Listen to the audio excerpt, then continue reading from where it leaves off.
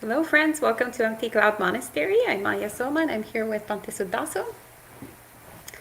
And we're here for monk chat. So it's your opportunity to ask any question regards to Buddha Dhamma and Sangha that you would like. And we will try to give answers if we have any answers to give, but we'll definitely read your question. All right, welcome to Julie, Lydia, Val, Gita, Mano, Karuna, Maria, and everyone else who hasn't checked in yet. Hello, Yankee. And Lydia asks. Let's start homage to the Buddha. Oh, yes. Namo tassa bhagavato arahato samma sambuddhassa. Namo tassa bhagavato arahato samma sambuddhassa. Namo tassa bhagavato arahato samma sambuddhassa. Buddhang dhammang sanghang namasami.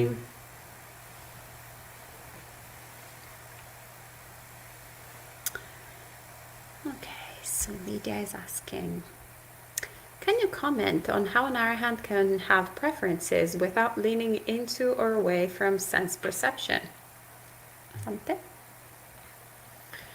Well, first off, I would say it's always important to be a little bit careful whenever talking about the behaviors and thought patterns of arhants, because one thing that comes through in the suttas is that the way an arhant is perceiving and relating to the world is significantly different from how anybody else does. And the Buddha didn't actually go into much detail in describing exactly how it is that an arhat sees and relates to the world. So there's a number of places in the suttas where the Buddha does give some sense of what that's like, but the main emphasis that he's making in those places is mostly on the complete absence of suffering, the complete absence of dukkha in the mind of an arhat. So as far as an arhat having preferences, leaning into or away from sense perception, well, again, the important thing to understand is that when we talk about preferences, we're normally talking about liking and disliking, wanting and rejecting, and so on. So we're talking about the operation of defilements in the mind, the operation of lobha and dosa, so desire and aversion, greed and hatred. And those are completely absent in an arhat. So an arhat isn't going to be bothered if they get one kind of food or a different kind of food, or if it's hot or cold or anything like that. Nonetheless, the behavior patterns and tendencies and so on that somebody has developed over the course of their life and of many lifetimes beforehand, that might still be present to one degree or another. So just a simple example of this is that if somebody grows up speaking Cockney English and then becomes an arhat, then they're still going to be speaking Cockney English as an arhat. That's not going to change. So some outside behaviors might perhaps appear to be the manifestation of preferences, but it would be operating differently because it's not coming from a place of defilement. It would just be the behavior patterns which were already present prior to awakening. And as for leaning into or away from sense perception, well, again, the way it's described in the suttas is that an arhat is neither attached to nor averse to sense perceptions. Rather, they're just waiting for the time when this old karma eventually is used up, when it's eventually worn away. So they're peacefully, joyfully passing away the rest of their time until the end of life comes. So there's not again, the relationship to sense perception is quite a bit different than it is for unawakened beings. And that difference is precisely because there is no desire or aversion operating. Desire for particular sensory experiences or aversion towards other sensory experiences. And there's also no confusion or delusion about what's going on. So the Arhat understands exactly what's going on. They understand the causal and conditional nature of any experience. They understand the impersonal and natural aspect of every experience. They understand that what's arising is subject to ceasing. They understand that dukkha is always optional. And the mind of an arhat is such that they immediately recognize what causes dukkha, and they don't point their mind towards dukkha because they've completely eliminated the tendency towards self-torment. So there would be, neither leaning into or away from sense perception, in the sense that there's neither the desire for particular sense perceptions or aversion to other sense perceptions. Nonetheless, once again, an arhat will still tend to eat nutritious food and not deliberately consume poisons, for example. An arhat will still tend to take care of their body to the extent necessary that the body continues living. So they won't deliberately damage their body or deliberately put their body in harm's way. So again, from the outside, that might look like preferences, like, oh, Bhante is preferring to eat salad instead of hemlock. It's like, well, no, that's just what you do when you're taking care of your body, is you eat the healthy things and not the poisonous things. So it's important not to get too judgmental about these sorts of things, and also just recognizing that most people will probably never even meet an arhat in their life, and if you do meet an arhat, you might even know that's what they are. You might not even recognize them as such. So the important thing is rather looking at your own mind and seeing where is there greed and hatred operating, where is desire and aversion operating, and work on counteracting those unwholesome tendencies.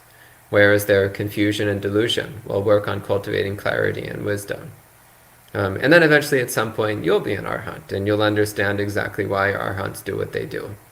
Because the only way to really understand the mind and behavior of an arhat is to be one. The rest of us are never going to quite understand what their experience is like.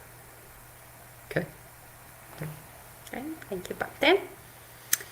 And another question is, can a bhikkhu be referred to as a bodhisattva?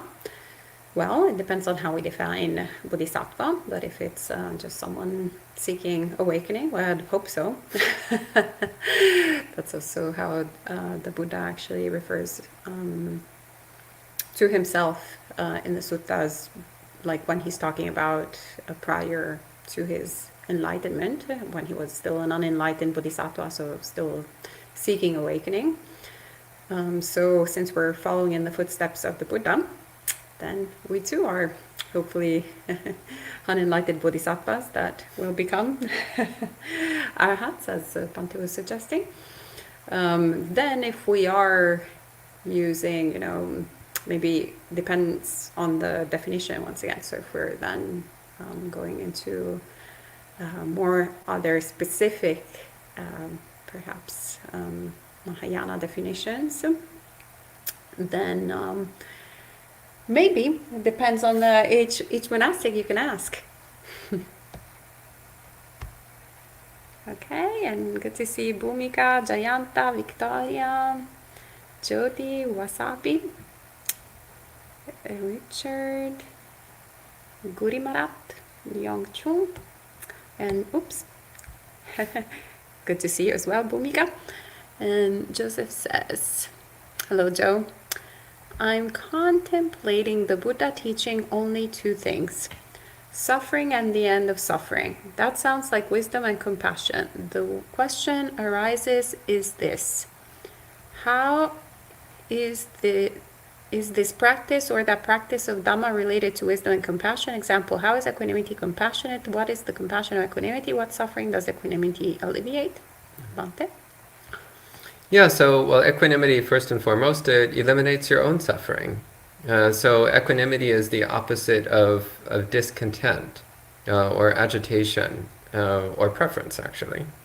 So when the mind is uh, restless or agitated or dissatisfied, then what is that? That's a state of dukkha. It's a dukkha-full experience. So when we cultivate equanimity, actually the very first uh, way that compassion clearly manifests is in the reduction of our own dukkha. So recognizing that we're causing dukkha to ourselves and dropping it. So it's compassion for ourselves. So actually everything we do in Buddhism, we are ourselves the first people to benefit. We're the first people to experience relief from suffering.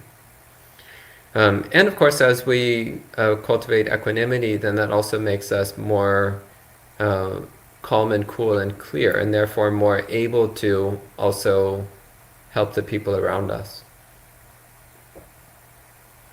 Yeah. Great, thank you, Bante. And Vanessa says, how can we best overcome procrastination, reluctance in our practice when we're sick or ill? Thank you so much.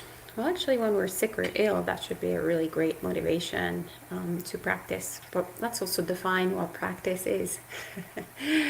Because maybe we kind of have a particular idea of what it looks like. And if it's just, sitting on a cushion and wanting to have a good time, then it will be a little bit difficult to do, perhaps, if we are experiencing physical illness. But the reality is that actually, also sitting on the cushion or lying down in bed or whatever it is, any kind of position, while experiencing painful sensations or while going through, an illness is actually really hardcore practice. Like that's the core of the practice that actually also should propel us to really be bodhisattvas, really give us that sense of urgency. We're really seeing the condition of this body. This body is actually mostly pretty sick. As a matter of fact, it's quite rare the opposite. Maybe we're kind of like paying attention only to when it gets really, really into a bad situation. But it is when we're really looking at the body, it's actually, it is of the nature to be sick. It's of the nature to degenerate. It's of the nature to be this process of decrepitude. And then ultimately, all of this old age and sickness transforms it to death.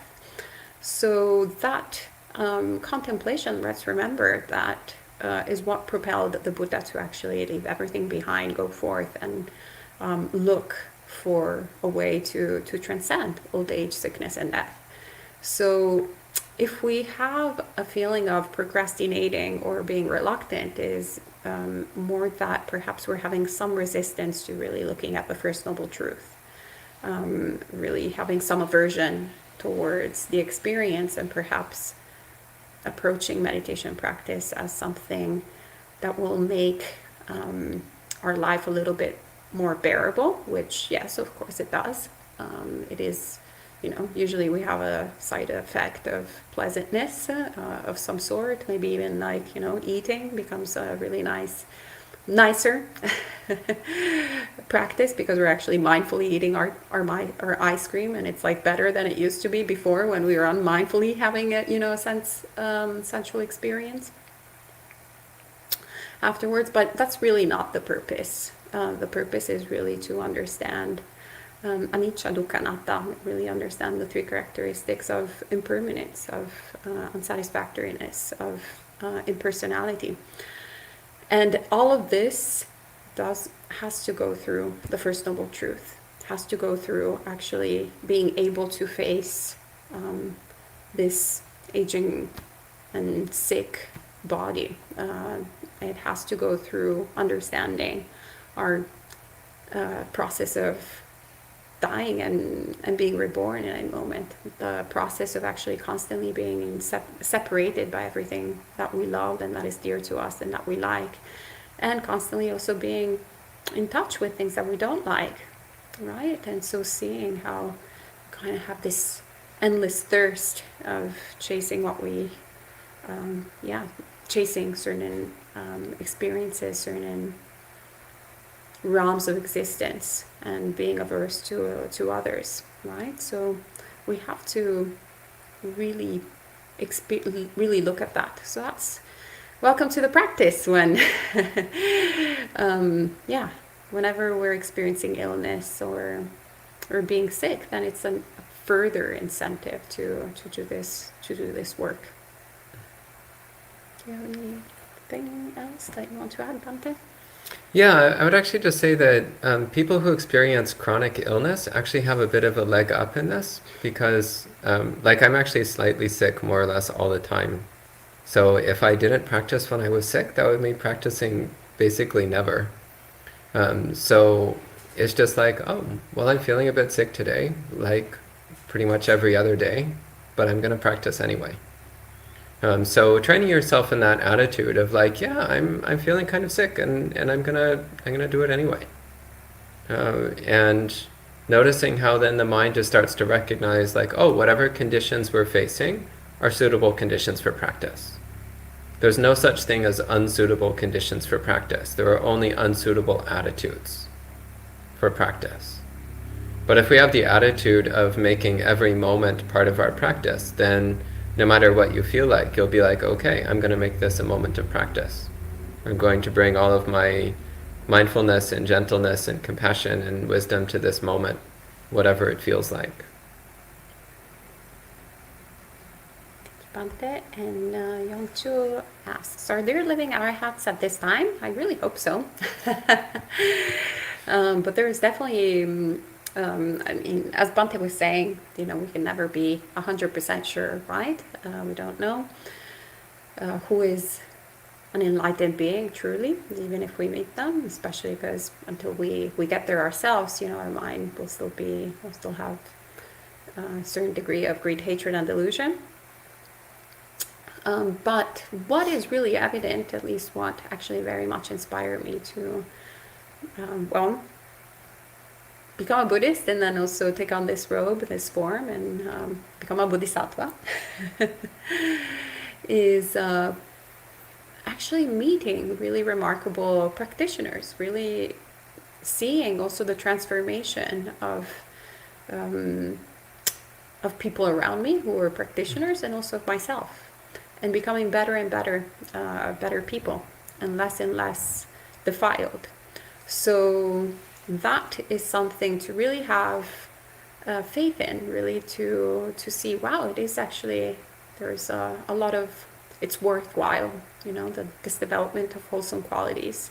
And it's for my benefit, the benefit of others, and for the benefit of myself and others. And it's really tangible, it's really feasible.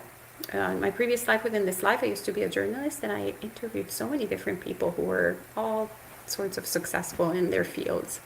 Very remarkable people, I have to say, but no one as remarkable or as impressive as Buddhist monastics. I mean, obviously not every single Buddhist monastic. There are also unimpressive Buddhist monastics.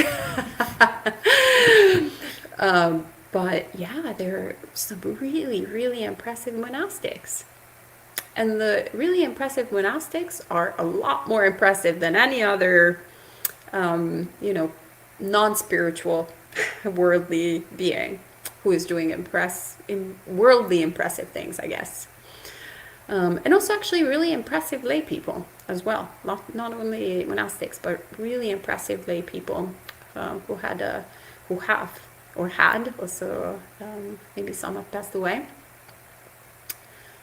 this incredible Buddhist practice, really incredible spiritual practice. So you're like, wow, there is something to this, and then when we start really practicing, really following the teachings of the Buddha, we see it here, we see it in our heart, we see the change, we see the shift. So it doesn't become an intellectual thing. It doesn't even matter to a certain extent whether there are living beings in the world. We just understand that it is possible. We have faith in this path because we see how we are transforming. We're becoming less and less unenlightened and more closer to enlightenment. And this is just such a miracle. It's like literally, wow. Like sadhu, sadhu, sadhu, like you're like, wow, it's incredible. What a blessing to have these teachings. What a blessing to have such an enlightened teacher. And what a blessing to have all of these, both monastics and lay people who are practicing these teachings really well and are ahead of us in the path and can inspire us to, that it's, that we can get better and better at it. Sadhu. And Moraya says, how does meditation lead to enlightenment? And do only certain types of meditation lead one to the stages of enlightenment? Dante? Well, of course, I'm inclined to say something mildly shocking, like, how does meditation lead to enlightenment? It doesn't. Because what is it that leads to enlightenment? Well, it's actually the relinquishment of greed, hatred, and self-centeredness. It's the cultivation of mindfulness, equanimity, and the recognition of impermanence. This is what leads to enlightenment. So if by meditation we mean developing those qualities within our mind, then yes, meditation leads to enlightenment. And that's how. As for, does only certain types of meditation lead one to enlightenment? Yeah, it's true, because meditation, as it's commonly used, just refers to any kind of mental training. But the Buddhist meditation is training the mind specifically in the factors of awakening. Buddhist meditation is training the mind in those qualities which culminate in awakening. So again, qualities like mindfulness, equanimity, loving kindness, compassion, and above all else, the recognition of impermanence. Seeing everything as causal, conditional, temporary, and impersonal. This is what ultimately leads to us shedding our attachments and delusions. It's what ultimately leads to us directly perceiving the true nature of reality with a completely pure and clear heart. And of course that depends upon a strong samadhi. So this concentrated, stabilized, unified state of mind, which we develop through allowing the mind to settle into a sharp, alert stillness. That's what makes it possible then to cultivate that precise knowing of the impermanent, impersonal, causal nature of all experience. And of course that's supported by the cultivation of the heartwarming qualities of loving kindness and compassion, which also go a long way towards shaving off our self-centeredness. And all of that is built upon the foundation of kindness and generosity and selflessness that we build up through practicing morality, through practicing charity, which then makes it possible to have an effective meditation practice in the first place. Because once again, if by meditation we mean developing the factors of awakening, well, actually, going to your local homeless shelter and volunteering is meditation practice. Because you're cultivating the factors of awakening. Going over to your neighbor's house and cooking a meal for their elderly mother, that's meditation. Because you're cultivating the factors of awakening. So anything we do that cultivates the factors of awakening is Buddhist meditation. So whether it's informal sitting posture or not is actually beside the point.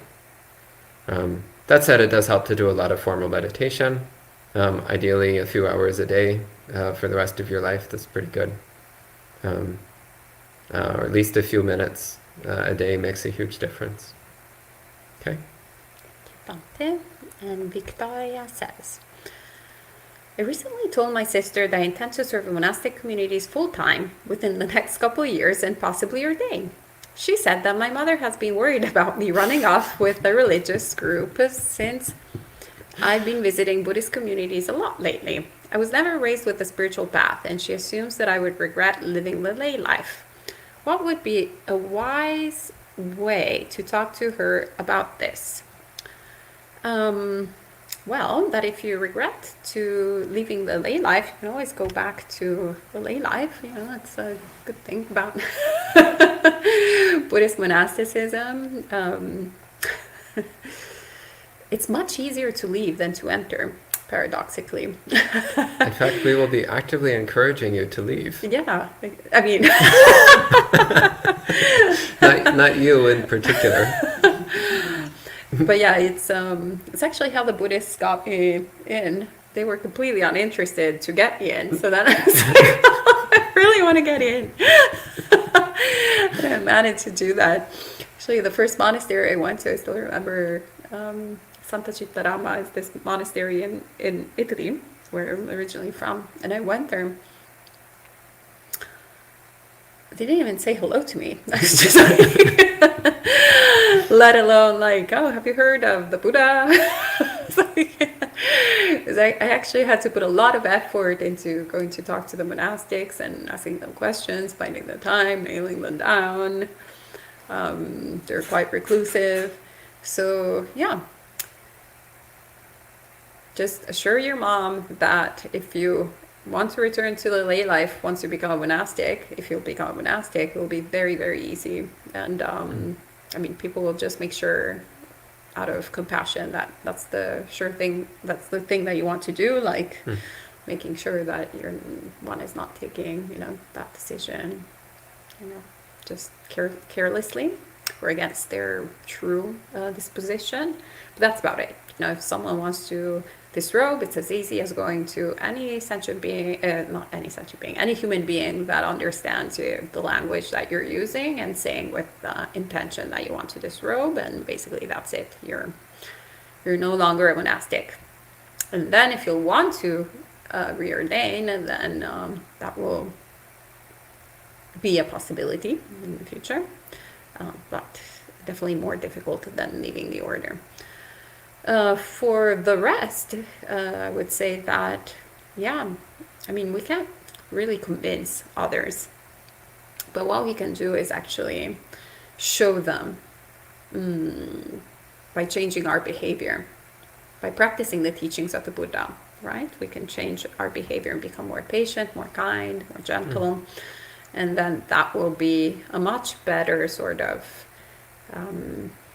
comforting reason for your mother than actually just using intellectually some sort of reasoning for why your mom or your sister, whomever, should accept your choices. But rather, if you show what it means to actually have a spiritual practice and be a Buddhist and become a better person, then might still not be 100% approving of your choices, but definitely they will be more tolerant. That has been my experience with my parents, who were extremely opposed to me doing anything Buddhist or anything religious. But then after a while they were like, well, we still don't like it, but definitely you've become a better person. And Richard says, the Sabasava Sutta on Nikaya 2 points seeing as the first way to restrain the asavas, but it uses the Four Noble Truths as seeing. I think that applies only to anarya, how to practice seeing. Bhante? Well, it doesn't apply only to noble beings, but rather it's through training ourselves to see our experience in terms of the Four Noble Truths. That's how you become a noble being. So that's the main point that the Buddha is making there. The point the Buddha is making is that if we direct our mind in ways that just cause more self-centered confusion, then we'll just suffer even more. So what he's saying there is, rather than ruminating and speculating about our self-identity and building up our self-identity even more, instead we should constantly see all of our experiences in terms of the Four Noble Truths. So constantly seeing our dukkha, paying attention to our dukkha, paying attention to what's causing our dukkha, paying attention to the arising of dukkha, paying attention to the reducing and ceasing of dukkha. So paying attention to what we do. So anytime our dukkha reduces a bit, paying attention, oh, why is that happening? Why is my dukkha going down in this moment? And paying attention to what we're doing. So when we're following the Buddha's instructions, following the Noble Eightfold Path, paying attention to what that feels like, paying attention to how that affects the dukkha level in the mind. Generally speaking, the more closely and devotedly we follow the Eightfold Path, then the lower our dukkha level goes. So that's what he means by seeing. Pay attention to the Four Noble Truths. So this is actually a form of insight contemplation, constantly observing the Four Noble Truths in action in every moment of our life.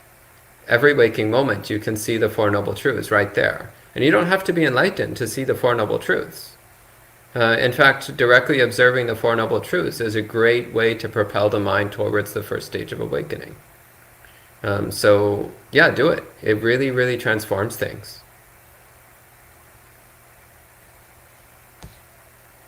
And good to see you, Bhante Ganaratna.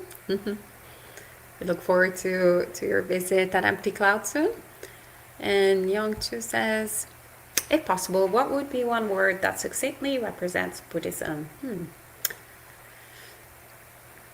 Cessation. I would say cessation is maybe what comes to mind to my mind. Cessation of suffering. The cessation of all sorts of impulses that are unskillful that we have. Right? So the cessation of reacting unskillfully, the cessation of desiring all sorts of things, the cessation of wanting to have particular experiences, the cessation of not wanting to have particular experiences, the cessation of ignorance, of not understanding anything, the cessation of our greed, the cessation of our aversion, the cessation of our delusion. So I would say, the cessation of suffering, cessation. Okay. And Richard says, how about the Vasava Sutta, how to develop the 7 awakening factors that correspond to the restraint by development? Bhante? Well, I mean, there's many discourses on developing the 7 factors of awakening. So you can actually do them one at a time. So the first one is sati, mindfulness. So the flagship discourse for this is the Satipatthana Sutta, the discourse on establishing mindfulness. Second one, Dhammavicaya, means investigating the Dhamma, or investigating things in terms of the Dhamma. So that's actually paying attention to the Four Noble Truths is a great example of that. Or recognizing the impermanence of whatever is currently going on, or recognizing the causal and conditional nature of experiences. These are all ways of practicing Dhammavicaya. Virya means the heroic effort that we put into our practice. Putting forth sincere effort, really trying, really making that effort, seeing what we're doing as the hero's quest, as something of great importance and value, something incredibly noble and praiseworthy, and cultivating that heroic resolve. Piti, euphoria. This is a really important one. Cultivating a sense of euphoria, of ecstasy, of joy, especially during our meditation practice, but training ourselves to really enjoy every moment. Even something simple like going for a walk or drinking a glass of water. Actually, drinking water is a very lovely, joyful experience. But actually training the mind to have a great, joyful time all the time. Again, especially during meditation practice, actively cultivating euphoria. But really trying to cultivate a sense of joy in every moment. This really supports your practice. Passaddhi, tranquility. Training the body and mind to be peaceful at all times. Cultivating a stillness of mind, a settledness of mind, and peacefulness of body. So not using your body in ways which are violent or agitating, but trying to use your body in peaceful ways. Samadhi and upekkha. So samadhi, the unification of mind, concentration of mind, which this one you really do need to do during meditation practice. teaching the mind to be very alert and still whenever you're doing meditation. And upekkha, equanimity, which we talked a bit about earlier. So equanimity is especially the quality of non-preference and non-reactivity. So being clearly aware of what's going on, but not reacting with either desire or aversion, with either attachment or hostility. Briefly, those are some ways to develop the 7 awakening factors. Thank you. And Sud asks, what are some of the things lay people can do outside of meditation that is most conducive to the development of the path? Well, everything else that you're not doing while you're doing formal meditation. So actually, yeah, we have the Noble Eightfold Path. It's just so beautiful and so simple in a way. Simple in the sense of just very beautifully spoken by the Buddha. That gives us a really clear outline, first. What can we do? Well, first of all, develop right view. First of all, actually getting the right sort of develop a right perspective of things, a right understanding of things, and then that will influence the right perspective, which will influence the right intention, which will then make us more skillful in our actions, in our daily basis, the way that we operate, we make karma, we make intentional actions, like every moment. So we purify our intention, so we stop harming, and we actually really take that to the intention of not harming, of not cruelty, the intention of renunciation, which will permeate our entire every action that we do based on that. And then that will also influence the way that we speak, that we use our mouth, right? So we stick to the truth, since we're seekers of truth, and we also stop using words unskillfully, separating others, or kind of gossiping, or or just talking about nothing. Right? So we start training ourselves in actually saying things that really are worthwhile, training to speak on Dhamma rather than on worldly things. Then we start influencing also, or having a little bit second thoughts maybe on our work, on our livelihood. What do we do most of the time? And is that harming others in any possible way?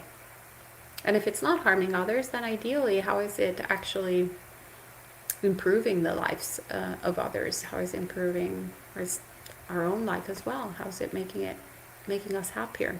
But happier not in a worldly sense, not, okay, have more money or have this kind of sense pleasure, but how is it actually making me a happier person spiritually, so that I can actually feel proud. I'm like, oh, I've helped X number of people.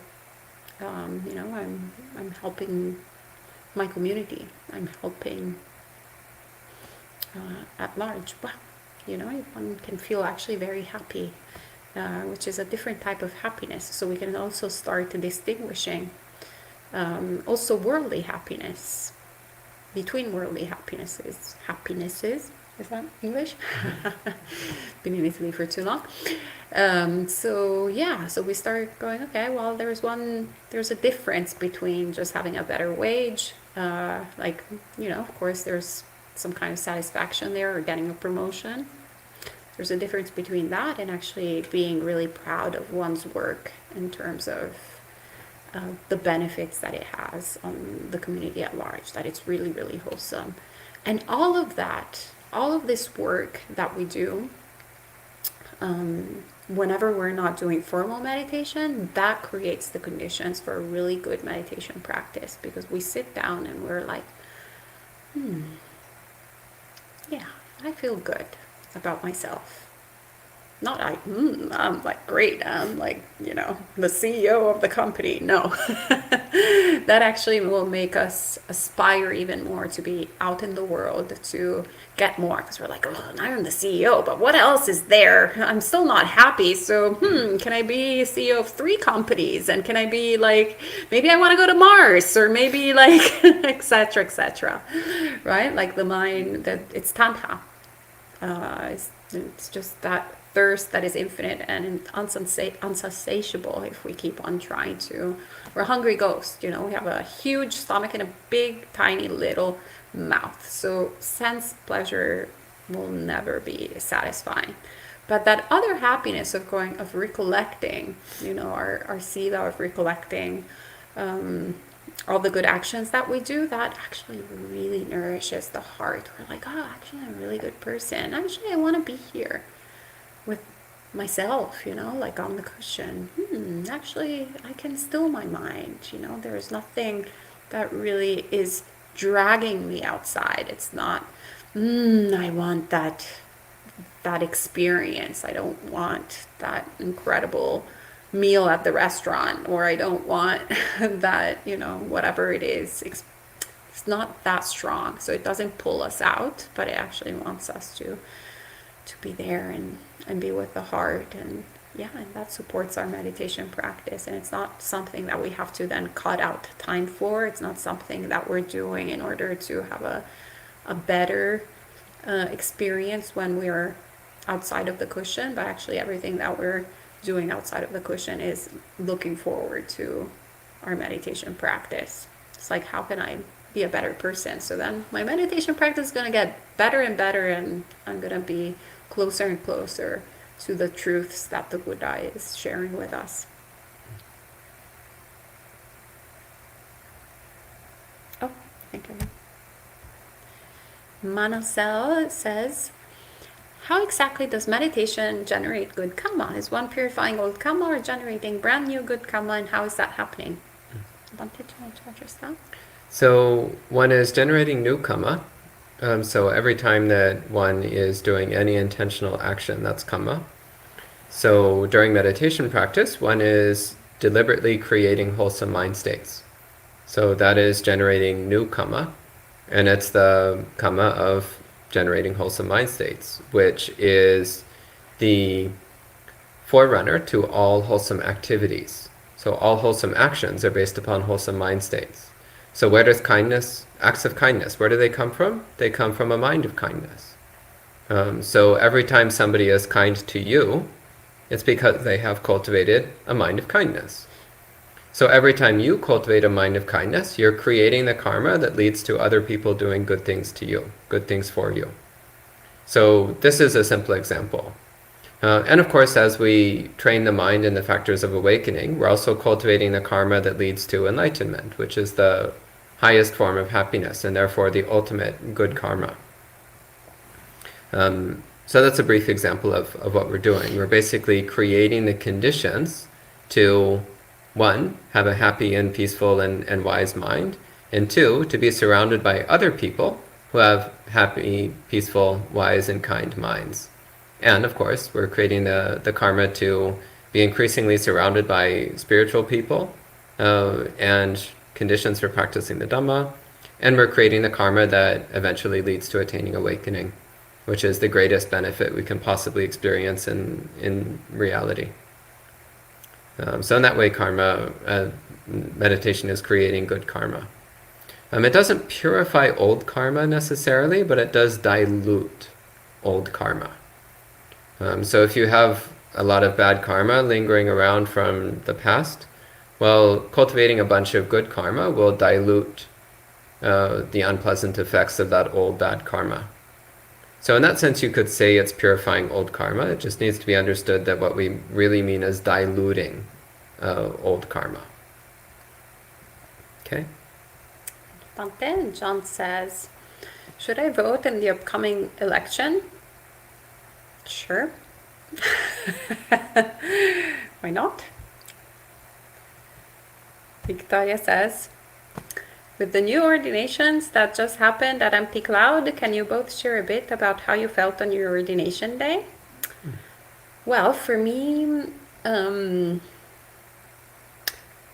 It's very interesting because actually my novice ordination was the one that made the biggest impact in my mind. I think I lived it as if like it was my bhikkhuni ordination. Maybe it wasn't. I hadn't thought too much about it, but I actually really just in my mind became a bhikkhuni when I actually got my novice ordination, and it was the happiest I had ever been in my entire life. Actually, probably to this day.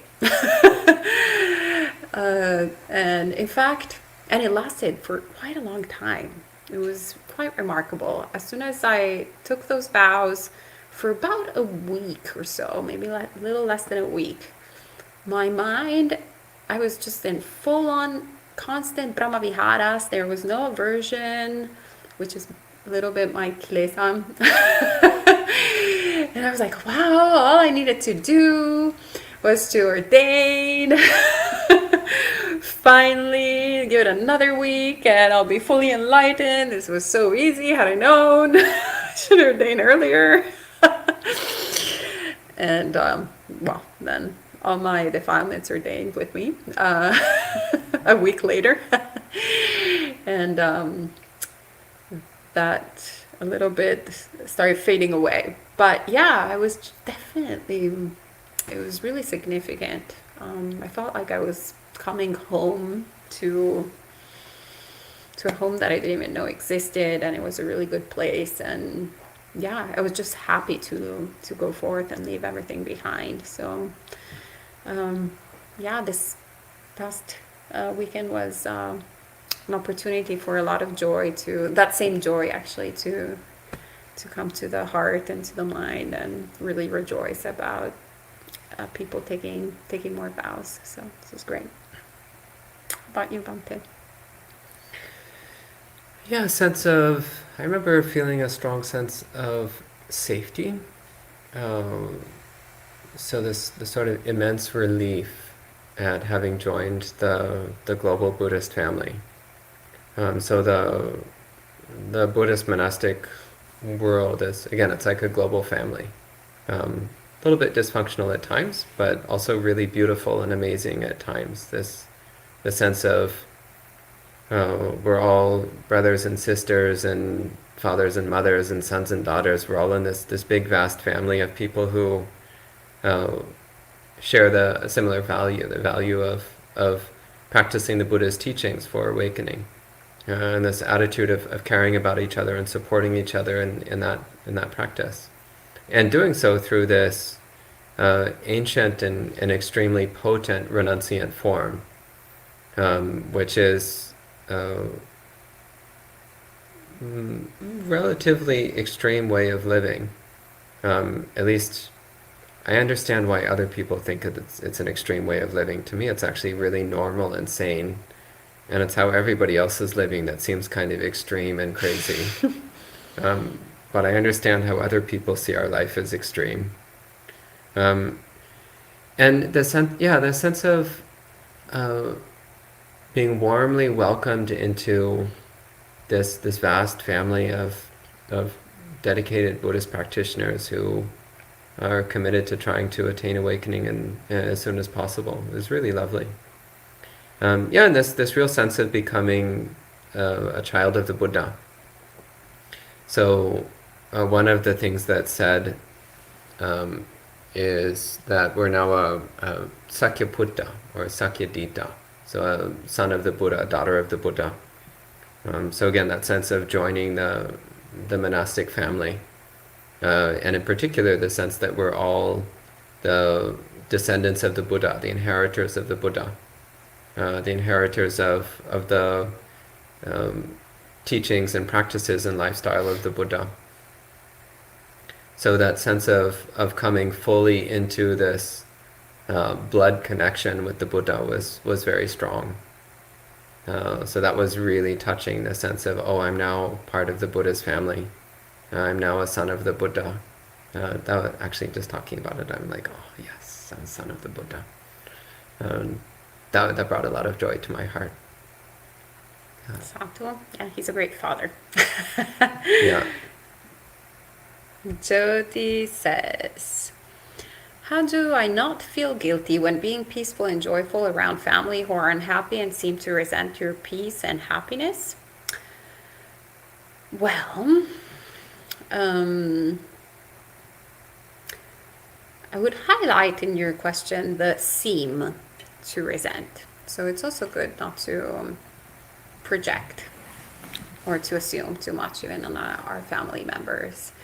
So they, they might seem that they're resenting, from our perspective, but maybe we're just, most likely actually I would say, just experiencing dukkha and perhaps not having a spiritual practice, then, doesn't give them any tools to deal with this dukkha. And so sometimes having people that are experiencing less dukkha around you, or that they have this joy and peaceful, if you don't have the tools to deal with it, can be, sometimes a little bit just more dukkha, because then it makes you feel like there's something wrong with you. So I would say that then the reaction that one should have when, one is experiencing, how to deal with this situation, it's not really guilty, because why would we feel guilty about being happy? It's like, if we're unhappy and if we're experiencing a lot of suffering, we're not of benefit to ourselves nor of others. Like, we can't really be of help to anyone. So we shouldn't be feeling guilty about having joy or happiness, but rather what perhaps it's useful to point the mind towards is compassion for others. And also a little bit maybe trying to tremble with them, right? That's the literal meaning of anukampa, which is also this Pali word usually translated as compassion. And so getting in people's shoes, but without taking on their suffering, rather going, okay, yeah, it's difficult. I remember there was a time perhaps where I was not joyful, or I was a little bit shaken, and we can use that as a means to relate to the person there, and also wish for them to be free of suffering, wish for them to have that joy that perhaps we are experiencing in that moment. And sometimes that can also be, take the form of us spending time with the person without telling them, you shouldn't be feeling this, or you shouldn't be, you look at, you should be doing some Buddhist practice, look at how joyful I am, da da da da, and, once again, trying to do the kind of proselytizing, maybe you say, but rather just lending an ear, lending some patience, lending some time, like just being there. Perhaps listening also to a relative's dukkha, not being too judgmental about what they're experiencing, how they should be experiencing it, or essentially not spiritually bypassing what they're going through, but rather just understanding that that's part of, the human condition. And if someone isn't there yet, maybe just needs to be, I guess, seen and heard, as they say these days. So that can be our dana for our relatives. Yeah, let's just see them and hear them, and with a smile, going, yeah, I'm here for you. And Lindia says, what does it mean this morning when it was said about getting another robe after ordination? Bante's face looked so happy when he was talking about being a son of the Buddha. His smile was so big. I think that's you, but I think the other one before is instead talking about the Sangati that Bhatta just came into possession. Do you want to talk about what a Sangati is, Bhante? Yeah, so traditionally we have a set of 3 robes. The Antaravasika, which is a relatively small robe that we wear like a skirt. The Uttarasanga, which is a relatively large robe which covers the upper body and usually also extends a fair bit below the waist, sometimes as low as your ankles. And the there's also a third robe, which is called a sangati, which is normally at least 2 layers thick, and it's often made with warmer fabrics. And its purpose is to serve as a blanket or a shawl for when it's particularly chilly. So, for example, my sangati is 3 layers. So, 1 layer of cotton, 1 layer of wool, and then another layer of cotton. So it's like sandwiched cotton with wool in the middle. And the main thing I use it for is as a blanket, especially when we're out traveling. It's a relatively lightweight way to bring a very warm extra garment when needed. Yeah, it's functional. Its function is to have something warm that you can use. Yeah. Great, thank you. And Sud says, do you recall if there are any specific meditations recommended by the Buddha specifically for lay people? Well, I feel like, everything is recommended for everyone. Obviously, if we look at the text, obviously the majority of the teachings are directed towards monastics, but it's mostly because obviously monastics are clearly just very committed to the path and putting it as a priority. It's not that lay people aren't committed to the path, but they also have other different duties to take on. So then, the Buddha teaches also lay people that are not, or actually monastics that are not Buddhist, but they're even a less of a percentage than the former two. So why that? Why so? Simply because it's more like what one's heart can handle, essentially. And so obviously the more one is committed, the more one has this robe, these vows, the more one has, as I mentioned, takes this is like the only thing that I want to do in my life.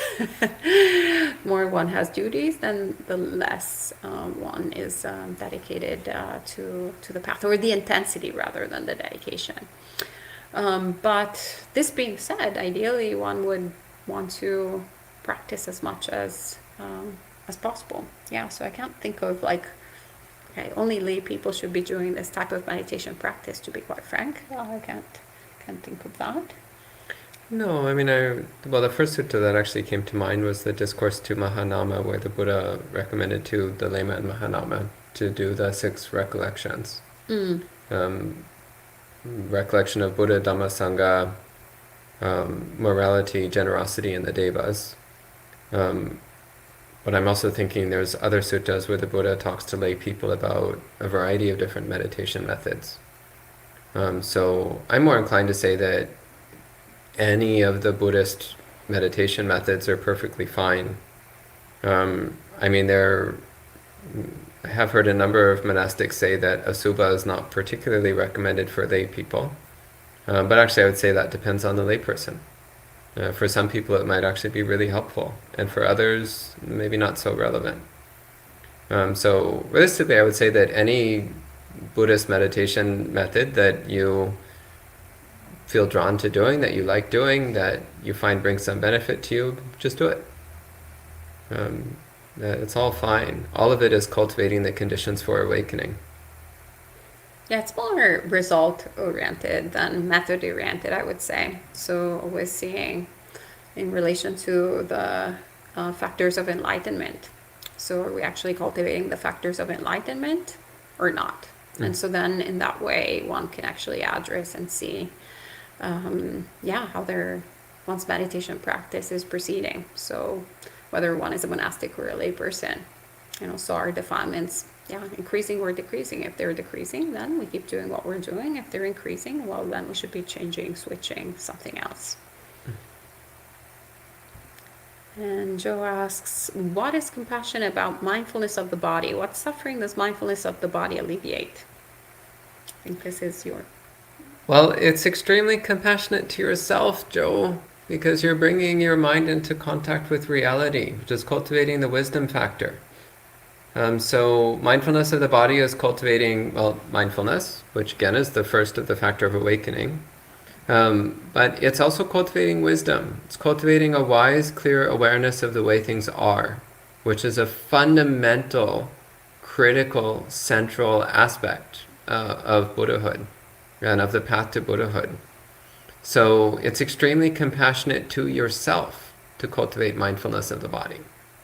And it's also compassionate to the people around you, because as you cultivate mindfulness of the body, then you'll be more present, more aware, and therefore you'll be more aware of when you're doing things that are inappropriate or upsetting or harmful to others, and therefore you'll be better equipped to retrain your behaviors so that you're more compassionate and kind to the people around you.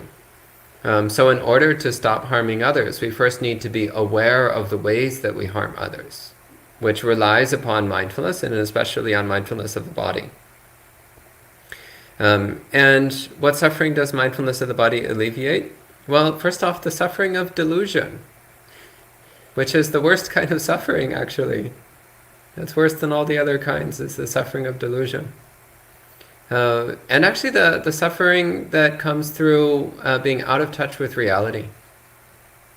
So again, I totally get that drifting off into la la land has a certain kind of sickly comfort to it. But it is in fact a sickly kind of comfort. And when we come fully into contact with reality, we recognize how much more delicious that is. And there's really no comparison. So we're dropping that kind of suffering as well. Okay. Thank you, Bhante. And Infinite Logic Man says, what can psychoanalysis tell you about how to make your mind more wholesome and wise? Well, I personally know zero about psychoanalysis, so I don't think I'm like the best person to answer this question. I do like Bhante Sujato's quote, that is, Buddhism starts when psychology ends. That's about as much as I can offer. Do you have any thoughts on this? You might find it interesting to talk to Bhante Sanata Vihari. So Bhante Sanata Vihari, who lives in at a Sri Lankan vihara in Los Angeles. I forget the name of it off the top of my head. He has a degree in psychology and is a licensed psychotherapist, as well as being a fully trained Buddhist monk of many years. So he's actually very qualified to talk about the interactions, overlaps, similarities, and differences between Buddhism and contemporary psychoanalysis. But like Ayasoma, I also am not remotely qualified to talk about it. Yeah, I just don't really know anything about psychoanalysis. Okay, that was the last question, it seems. So I think that's all for this evening, unless our residents here have something in mind to ask. No? Okay, so maybe... Oh! You have another question.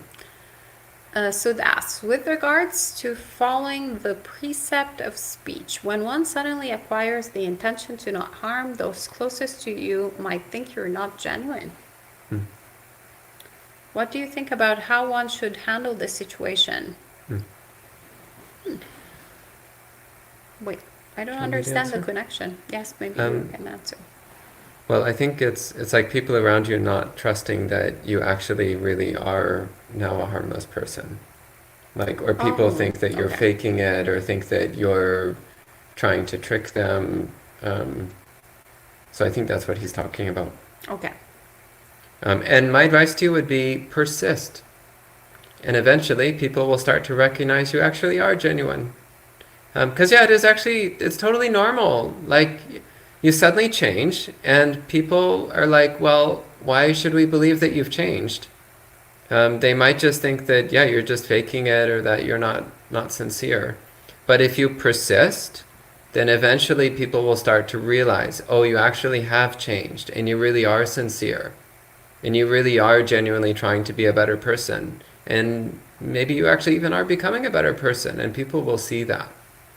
Um, Again, you win people over through your example, through your actual actions, um, more than anything else. So maybe you tell people like, "Oh, I'm committed to not harming," and they're like, "Whatever, dude." But then they actually watch you over the next few months, and they're like, "Oh wow, he actually is committed to non harming. That's really amazing. That's really cool. That's really special."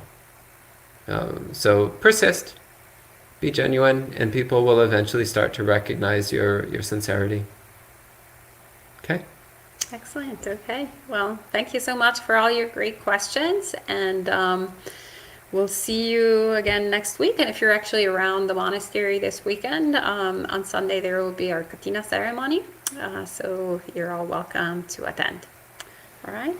We can end with 3 sadhus. Sadhu, sadhu.